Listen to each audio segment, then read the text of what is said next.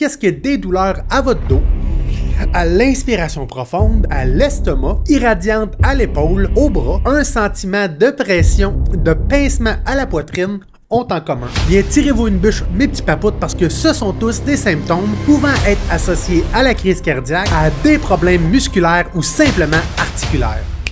Attention, les conseils émis dans cette vidéo ne remplacent pas une consultation médicale ou l'évaluation de professionnels. Nice. Un homme de 54 ans commence à avoir des pressions à la poitrine avec son jogging matinal. Une femme de 33 ans fait un faux mouvement du dos en voulant soulever un meuble trop lourd. Un homme de 24 ans a des douleurs au dos à l'inspiration profonde. Et une femme dans la trentaine commence à avoir des douleurs généralisées au dos et au cou après un accident de travail. Ce sont tous des scénarios cliniques pouvant être associés à l'entorse du dos, à l'irritation costo-vertébrale, à la costochondrite ou encore même à la crise cardiaque. Et avant d'aborder ces sujets-là, on va devoir parler d'anatomie pour mieux comprendre ce qui s'en vient.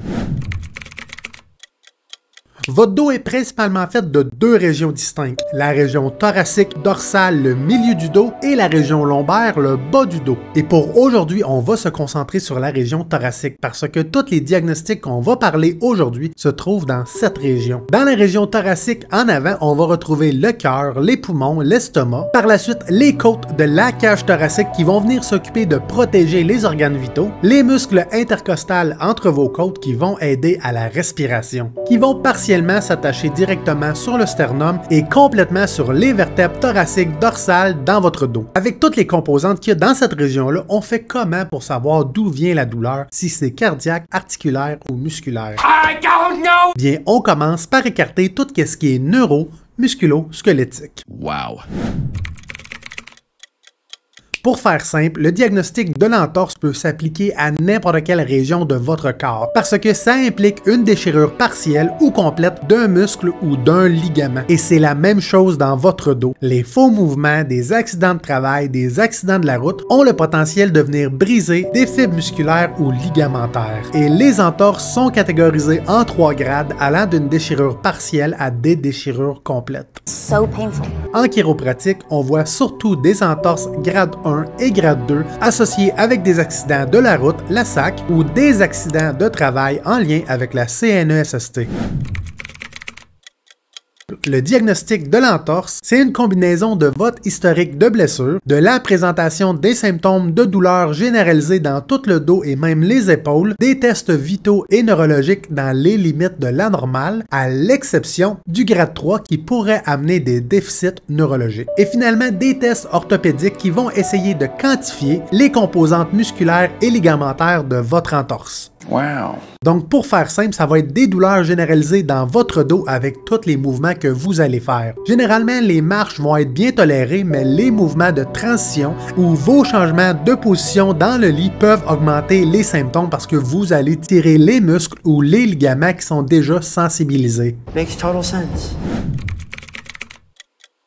L'irritation costo-vertébrale, je l'aime beaucoup parce qu'elle se règle tellement facilement avec des ajustements chiropratiques qui sont des manipulations rapides et précises dans votre dos pour amener du mouvement dans une articulation sensible. Oh, OK.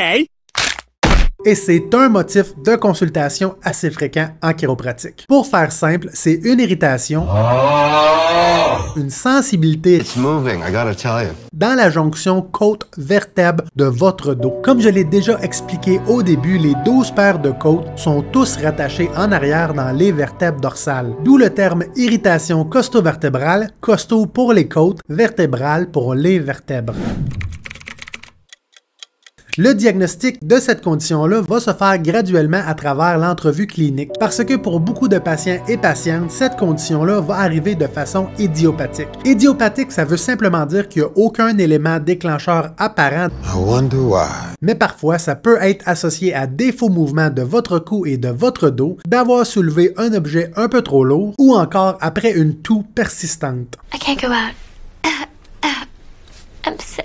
Qui pourrait venir achaler, irriter la la région côte-vertèbre. Avec cette condition, les tests vitaux et neurologiques vont être dans les limites de la normale. Pour la région thoracique dorsale de votre dos, quand je fais référence à des tests vitaux, je fais référence à l'écoute cardiaque et pulmonaire à l'aide du stéthoscope, mais aussi de la pression artérielle, qui devrait être fait à tous les patients et patientes qui vont se plaindre de douleurs thoraciques. Pour commencer à écarter les diagnostics différentiels importants qui n'ont rien à voir avec le neuro-musculo-squelettique, mais qui peuvent donner des douleurs référées dans votre dos. Et finalement, les tests orthopédiques devraient vous donner des douleurs localisées à droite ou à gauche à la jonction côte-vertèbre et qui va être aggravée avec l'inspiration profonde.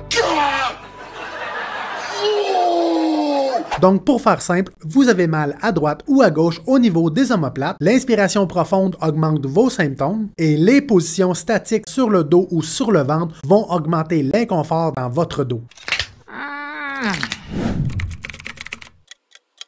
Pour faire simple, la costochondrite, c'est l'inflammation du cartilage costochondral qui va être le cartilage qui va rejoindre partiellement vos côtes à votre sternum. Mais pourquoi l'inflammation? Mais pour faire simple, on n'en a aucune idée.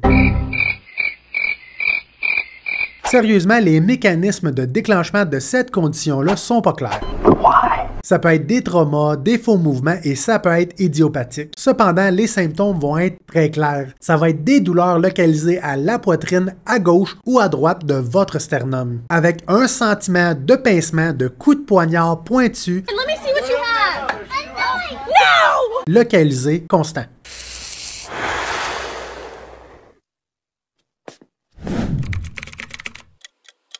La costochondrite, comme tous les autres diagnostics neuromusculo-squelettiques, va se faire à travers la présentation des symptômes, l'historique de douleur, des tests vitaux négatifs, qui vont écarter des diagnostics différentiels cardiaques et pulmonaires pouvant apporter des douleurs référées au sternum ou dans votre dos.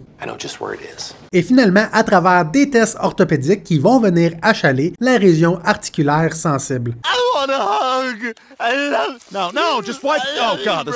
Donc, pour faire simple, la costochondrite, c'est l'inflammation du cartilage entre les côtes et le sternum qui va créer des douleurs localisées pointues, constantes, à droite ou à gauche et qui va être augmentée avec le toucher ou la pression. Maintenant qu'on vient d'écarter les diagnostics neuromusculo-squelettiques les plus fréquents de la région thoracique, on va parler de la crise cardiaque. Des signes et symptômes importants qui vont vous permettre de réagir préventivement si jamais ça arrive à vous, à votre ami, à votre proche ou à un membre de votre famille. Est-ce que votre douleur au dos ou à la poitrine est augmentée avec l'effort physique? Et est-ce que la douleur diminue progressivement avec l'arrêt de l'activité? Avez-vous une perte de sensibilité généralisée au visage, à la mâchoire, à l'épaule, à la poitrine, au dos, au bras? Est-ce que vous vous sentez épuisé plus facilement? L'impression que votre visage est plus pâle? Des difficultés d'articuler ou de parler? Parce que ces symptômes-là sont généralement tous associés avec la crise cardiaque ou l'angine de poitrine. Et il faut absolument que vous consultiez l'urgence pour avoir une évaluation et des traitements appropriés rapidement. Et pour tous les patients et patientes qui se disent « je ne vais pas aller attendre 12 heures à l'urgence avec ça », si c'est un problème cardiaque, si vous avez des symptômes que je viens de mentionner, le triage va aller extrêmement rapidement et vous allez être sur une belle petite machine, un EKG, qui va diagnostiquer l'état de votre cœur. Pour s'assurer que vous êtes abonné à ma chaîne en cliquant sur le petit bouton abonnement et la petite cloche pour être avisé de toutes mes nouvelles vidéos dans le futur. Et si vous voulez en apprendre plus sur le concept de la douleur, pourquoi ça existe, les douleurs aiguës ou persistantes chroniques, je vous invite à écouter la vidéo qui va être disponible dans la description de cette vidéo-là. Parce que une personne informée, c'est une personne en contrôle de sa santé.